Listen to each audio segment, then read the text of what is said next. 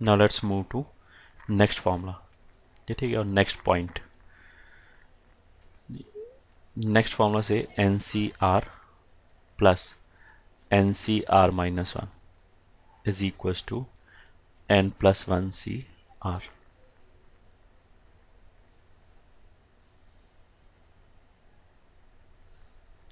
अभी जो इससे पहले वाला था उसमें तो हमने एन सी आर और n C r minus one का रेशो लिया था। यहाँ पे क्या किया हमने कि अगर एन सी आर और n C r minus one को ऐड करें तो ये आ जाएगा n plus one C r. उसका मतलब क्या है कि अगर दोनों अपर सबस्क्रिप्ट बराबर हैं, लोअर सबस्क्रिप्ट में अगर एक का डिफरेंस है, ठीक है, तो क्या करो, राइट हैंड साइड पे जो अपर सबस्क्रिप्ट है एन वो तो एक से बढ़ा दो, इंक्रीज कर दिया एक से, और इन दोनों आर में जो बड़े वाला आ रहा है वो रख लिया, तो बड़े वाला आर इधर आ गया। ठीक है, तो पहले तो चलो प्रूफ करते हैं। प्रूफ वैसे मेरे को कराने की जरूरत नहीं है, ये तो खुद ही कर सकते हो, प्रूफ जैसी कोई चीज़ ही नहीं है। लेफ्ट हैंड साइड सिंप्लीफाई करो, अपने आप राइट हैंड साइड बन जाएगा। This is equal to n factorial divided by r factorial n minus r factorial plus right hand side पे you'll get n factorial upon r minus one factorial n minus r plus one का factorial. ठीक है, this is equal to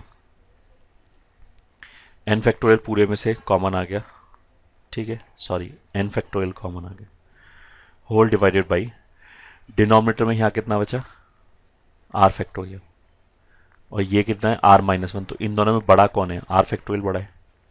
तो हमने क्या किया, जो दूसरा टर्म है उसको ऊपर नीचे आर से मल्टीप्लाई किया। ठीक है, तो जो ऊपर आर से मल्टीप्लाई किया वो तो ये रह गया दूसरे टर्म में, और जो नीचे आर से मल्टीप्लाई किया वो आर और r minus one factorial multiply होकर कितना हो गया, आर फैक्टोरियल। तो वो आर फैक्टोरियल हमने यहाँ कॉमन निकाल दिया। ठीक है, ऐसे ही अब एन माइनस आर फैक्टोरियल और n minus r plus one factorial, इन दोनों में कौन बड़ा है, n minus r plus one factorial बड़ा है।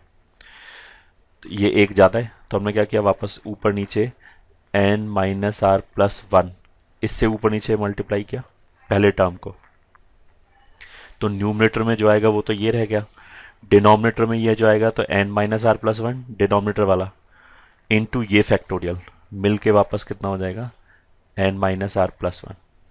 कुछ भी नहीं, हम ये बोलेंगे 11 into 10 factorial can be written as 11 factorial, ये चीज़ यूज़ कर रहे हैं। तो n minus r plus one एक ज़्यादा है, तो उसको अगर इसके साथ मल्टीप्लाई किया तो n minus r plus one का फैक्टोरियल आ जाएगा। अब क्या हुआ, ये आर और ये आर कैंसिल हो गया, तो ये कितना हो जाएगा, n plus one into n factorial divided by r factorial n minus r plus one. ठीक है, इसमें अब हमने क्या किया, इस पे फिर यही चीज़ लग जाएगी, क्योंकि एन प्लस वन एन से एक ज़्यादा है। तो n plus one into n factorial कितना हो जाएगा, n plus one factorial whole divided by r factorial, और n minus r plus one को क्या किया, प्लस वन को एन के साथ लिख दिया, तो n plus one minus r का फैक्टोरियल। अब ये ऐसे लिखा हुआ है, ये एन प्लस वन लिखा है, यहाँ आर लिखा है, और इन दोनों का डिफरेंस यहाँ लिखा है। तो बाइनोमियल कोफिशिएंट की डेफिनेशन के हिसाब से ये तो n plus one C r हो गया। ठीक है, अगर इसको हम ओपन करके लिखें तो क्या लिखा जाएगा, एन प्लस वन का फैक्टोरियल ऊपर आएगा, इस आर फैक्टोरियल नीचे आएगा, और इन दोनों का जो डिफरेंस आएगा वो यहाँ पे आएगा। तो बस यही हैंस प्रूव्ड हो गया। फॉर्मूला लगाते समय हमने क्या बोला, क्या क्या ध्यान रखेंगे, ये दोनों बराबर होने चाहिए, अपर सबस्क्रिप्ट, लोअर सबस्क्रिप्ट में एक का डिफरेंस होना चाहिए। अगर ऐसा है तो क्या कर सकते हैं कि जो ऊपर वाला अपर सबस्क्रिप्ट है उसको एक से बढ़ा दिया, और नीचे वाले में बड़े वाले आर को रख लिया, बड़े वाला आर। ठीक है, तो फॉर एग्जांपल अगर हमने लिखा है 20C7 प्लस 20C8, तो this is equal to, upper subscript बराबर है, इन दोनों में एक का डिफरेंस है, तो ऊपर एक बढ़ा दिया, ऊपर तो 21 हो गया, और इन दोनों में बड़े वाले आर को रख लिया, तो 7 और 8 में 8 पड़ा होगा, तो ये 8 हो गया। तो यही आंसर हो गया।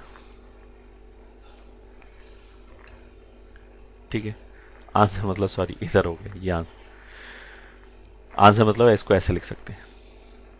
अगर मान लिया लिखा है 41C 29 plus 41C 28 plus 42C 30, मैंने ये लिखा है। तो अगर हम इस फॉर्मूले को लगाने का सोचें तो सबसे पहले तो हम क्या नोटिस करेंगे, ये दोनों बराबर है, 41 41 है, ठीक है। इन दोनों में एक का डिफरेंस है, ठीक है। तो अगर ऐसा है तो इन दोनों के ऊपर फॉर्मूला लग जाएगा। कैसे लगेगा, 41 41 इसको एक से बढ़ा दिया 42, सी 28 और 29 में जो बड़े वाला है वो रख लिया, तो 28 और 29 में बड़ा कौन सा है, 29, बड़ा मतलब ग्रेटर कौन सा है, 29, तो उसको लिख लिया, प्लस 42C 30। अब इसके ऊपर सेम फॉर्मूला लग जाएगा, again 42 and 42 are equal and there is a difference of 1 between these two. तो आंसर कितना आएगा इस बार हमारा, इज इक्वल टू जो ऊपर लिखा है अपर सबस्क्रिप्ट 42 उसको एक से बढ़ा दिया 43, सी 29 और 30 में which one is bigger, 30, that will keep. तो 43 C 30, ये हो गया आंसर। ठीक है, I hope this is okay. और मैंने फिर एग्जाम्पल और ले लिया, से 35C 29 plus twice of 35C 30 plus 35C 30 31।